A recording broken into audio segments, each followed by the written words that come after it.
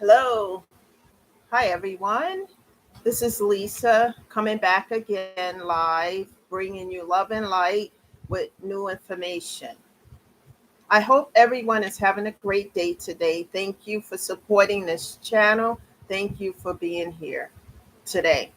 The topic that we're going to be discussing briefly today is being careful when you're going through grief because sometimes when you are going through grief, your judgment can somewhat be cloudy and you could not be thinking clearly because of the grief that you're going through.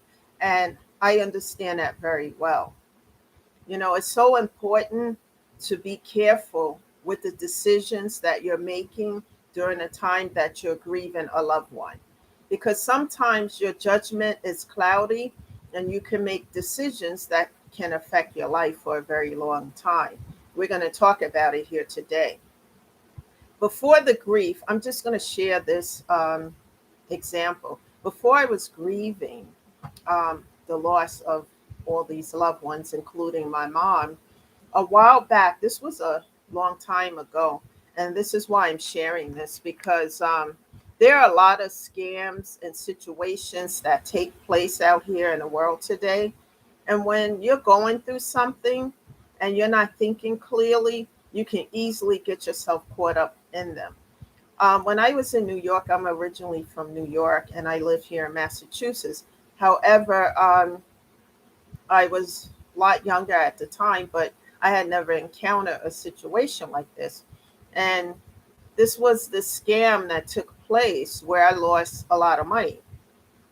And, the scam was can you tell me where this address is? And when I, you know, try to show the person where the address is, the other person steals from you. And, one time they stole, my entire money. And it didn't feel good. I felt like a fool. And then those scams that come by email asking for money or telling you this sob story, etc. All I'm going to say about things like that, be careful, look for the details. And I'm going to share something here. When someone is running a scam on you, look for the details. Especially, let me give you an example. Like when someone sends you an email asking you to click on a link, whether it's to your phone or your computer. Never do that because it can steal information that's on your computer or phone. And they can get your private information, so be careful with that. Just if you don't know who these people are, just delete the messages. And, these places like in Nigeria and other places, it doesn't necessarily have to be Nigeria, but I'm using that as an example because those are a lot of scams I've been getting. And it could be scams right away. I read them and I look for specific details and I know right away it's a scam and then I delete. And one of the things is when you're reading an email and there's not proper grammar or the words are misspelled, that's a huge red flag. Just delete it. Don't even go any further. When you see misspelled words, the grammar is incorrect, delete those things. Don't even go any further. And when you get phone calls, the social security scam, asking for personal information, or even medical offices, they never ask for personal information over the phone. If so, hang up and then call your medical office and find out if they have someone to call you, especially with banks and things of that nature, because people can easily steal your information. And I learned quickly, after a situation like that, and then I had something that happened by email years ago. I don't answer those things, and I look for specific, the just incorrect words, specific grammar, and specific words that they are using to let me know, hey, this is a scam. Block, cut off, I delete them. And then I report it. So I'm saying all of this is because when you're grieving, sometimes you make decisions, poor decisions, because your judgment is cloudy due to the grief. And I'm talking about that because during the shortly after we came out of the shutdown, and I had come to the realization that I lost my mom and my dog, and everything was just really, really in a dark place for me. So, this is why I'm out here helping other people and showing them ways that they can slowly heal the grief. You'll never get over it, you know, because it's a loss, but you can get through it. Because during that time, I wasn't thinking clearly, and there was people entering my life who I thought were genuine people who wanted to help me and to get through this, etc. But no, some of these people were there for negative ulterior motives, and I'm not going to get into the details of that. But because I was grieving so hard, and I had never grieved like that before, because during the shutdown, like all these losses at one time, and then hearing negative comments from people, we're all going to die, etc. one day. But people were dying, and by thousands of people were dying a day. And yes, that is the case, but not like this. So it was overwhelming. And sometimes grief can cloud your judgment, because had I not been going through it, through the grief to that, extent, I probably would have never had these people around me in my life, because there's certain things, and I'm a detailed person with certain things, what people say where other people don't catch, I catch it. And then I say, hey, this doesn't make sense to me. And I start to take back my energy. That's what I do now. But before, because I was going through such grief, I had felt like this cloud was hanging over me, and I wasn't making good decisions. And people that I normally would not allow into my energy or life were there, and things were happening. It's like back to back to back. And I'm like, but I would have caught on to that under any other circumstances. And then as I started to, I say clean up the grief, that's the term I'm going to use here, through therapy. I do meditation, music, and then I stay in prayer, meditation, fasting, those things, because it keeps me close to God. And then, you know, God helps me. I tell you honestly, there's some things that God has done that I know nobody can do but God. And He has been there. He's still there helping me, because I would have never gotten through all the things that I went through during the shutdown. It was God who brought me through it. So as I healed by doing the therapy, like I tell everyone, I'm not a certified therapist. I'm someone who's gone through so much that some of the things I don't even share here. It's just been horrendous. And if I can get through it, you can get through it as well.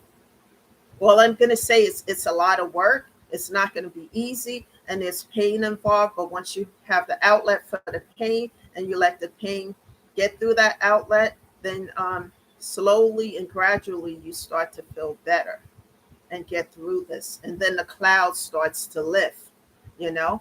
And, once the clouds start to dissipate and I saw past that, I saw what was happening. I started to see the negative intentions and stuff that was going on. And so I started, you know, talking, setting boundaries.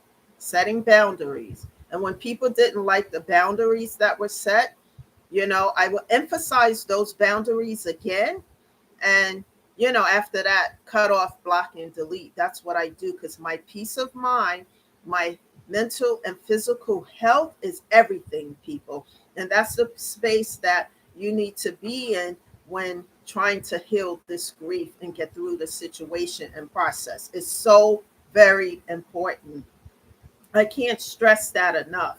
And for me to get through it, and as the clouds started to lift, and I started to do the homework that my therapist was giving me, because he would always say to me, he's very calm about the way he does things as well.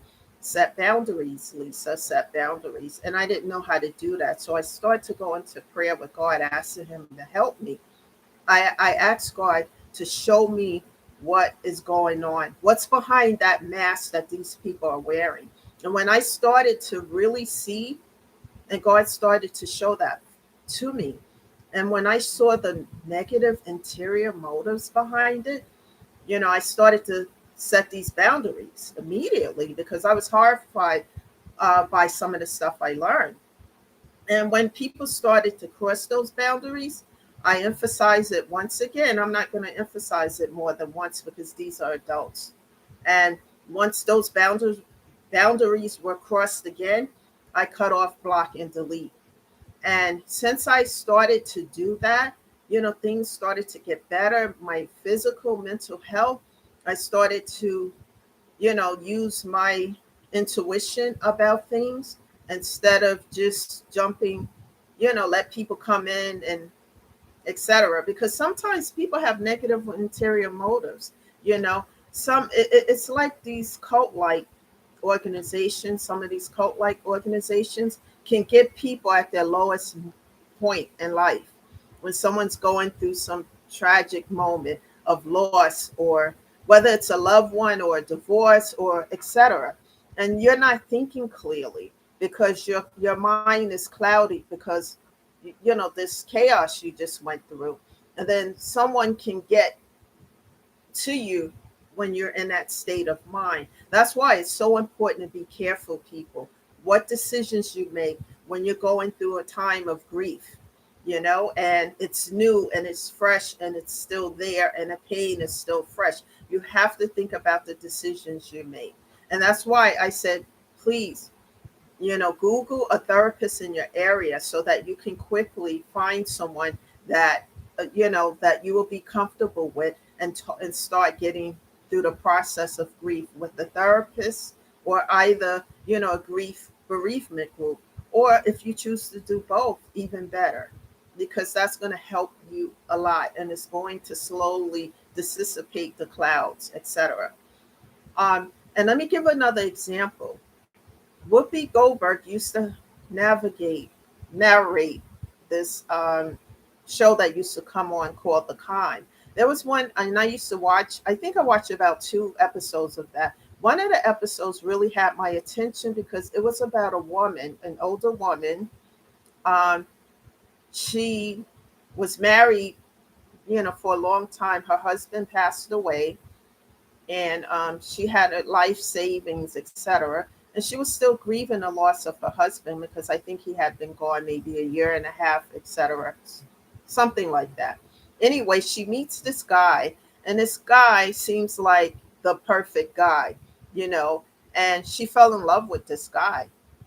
This guy told her, I think he had a brokerage company or whatever. It wasn't true, people. And she's still going through the grief of her husband, the loss of her husband, but yet she's lonely and, the grief, etc. And so she meets this man and she thinks, wow, this is great. And, slowly she builds up something with him because he's already thrown in a hook to, bring in a fish, so to speak. And so what he did is build up her trust in him. And then he told her about some money he needed from her that he was going to invest in, and within a week or something like that she would have the money back. Believe it or not, this woman gave this man $150,000 of her life savings. And I'm watching and I'm cringing. I'm like, are you kidding me? I don't care what he's doing to you, whatever. This is not okay. Big red flag. That's a red siren. This is just wow. And so she gave him the money to invest because he was engaged to be married to her, etc. But it's all part of the con. And then this is the part that made me cry. She woke up in the middle of the night, probably the day after she gave him this money. And I guess the intuition kicked in. It probably was kicking in way before this time, but she was ignoring it. And in the middle of the night, she woke up and sat up, and her face looked like she saw a ghost. She picks up her phone, and I'm like, it's all over with now because she called him and she got, this number has been disconnected, no longer in service. He was gone. Her life savings was gone. Everything was gone, nowhere to be found. And the name that she thought he had wasn't even his name. It was an Elias. He had all these different fake IDs, etc. And he would go, and at the end, we found out that he did this to like 6 or 7 other women. And he would leave the state, go to another one, meet another woman, run the same kind. And I just felt bad for her. Everything was gone now. So it's like, she's already hurting because she's grieving the loss of a husband. And now this person comes into her life. And then it's like being on your knees and someone come and hit you in the head so you can fall all the way down. That's what and I'm like, this is why it's so important when we're going through grief and we're not thinking clearly because we are in the midst of the grief, that we have to think about making decisions. Don't make any decisions um, until it would be wise not to make decisions under those circumstances, maybe to delay the decisions until you're in a better place to make those decisions, because some decisions you make can affect you for the rest of your life. And getting back to what I was saying about allowing people into my life and space and energy, because I spend a lot of time alone. I meditate, I do things. I also learned self-love during this process. I'm still in therapy and healing, etc.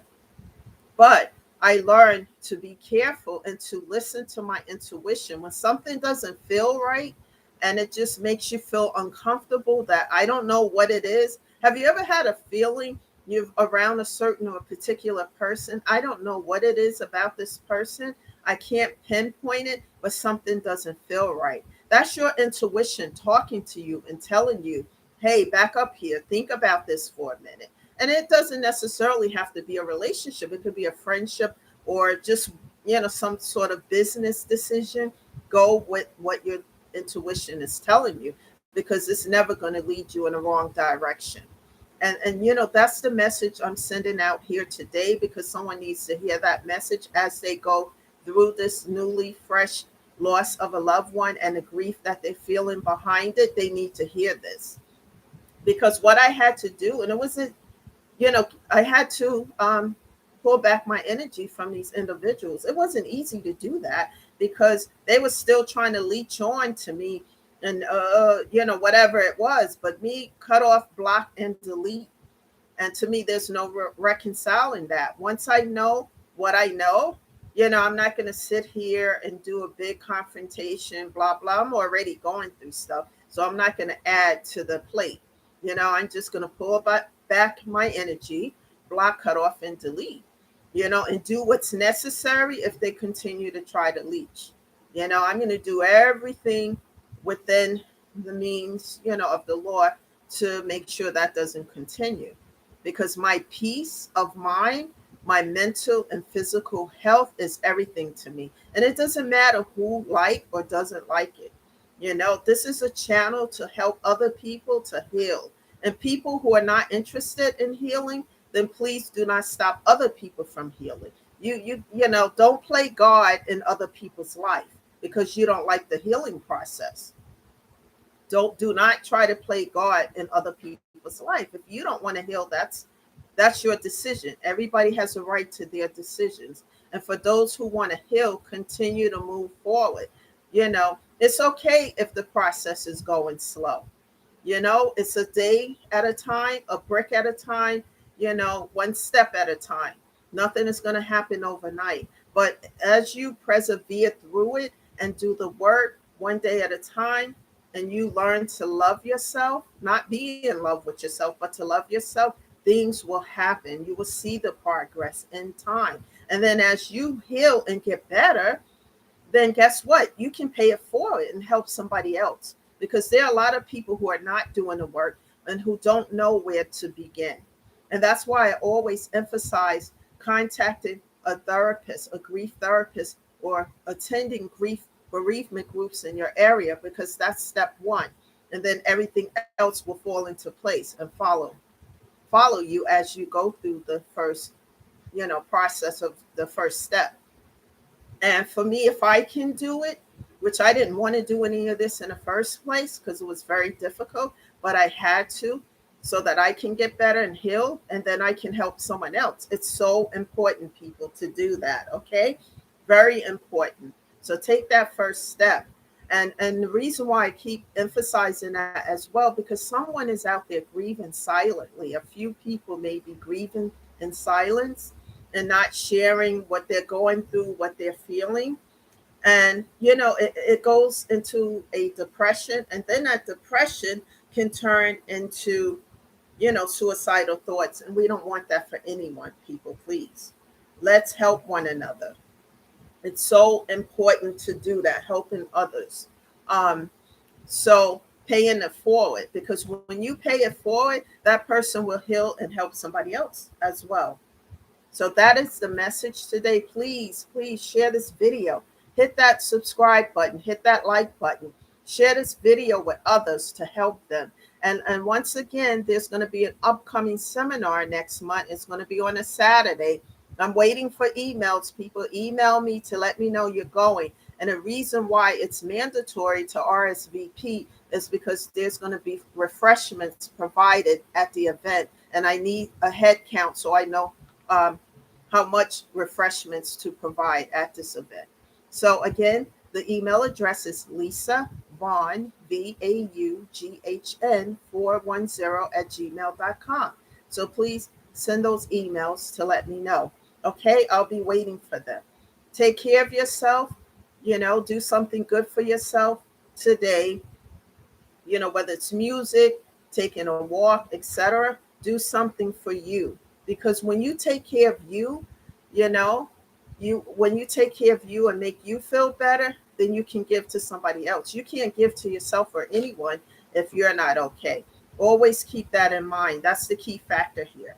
Self-love, and everything else falls into place. The healing and everything.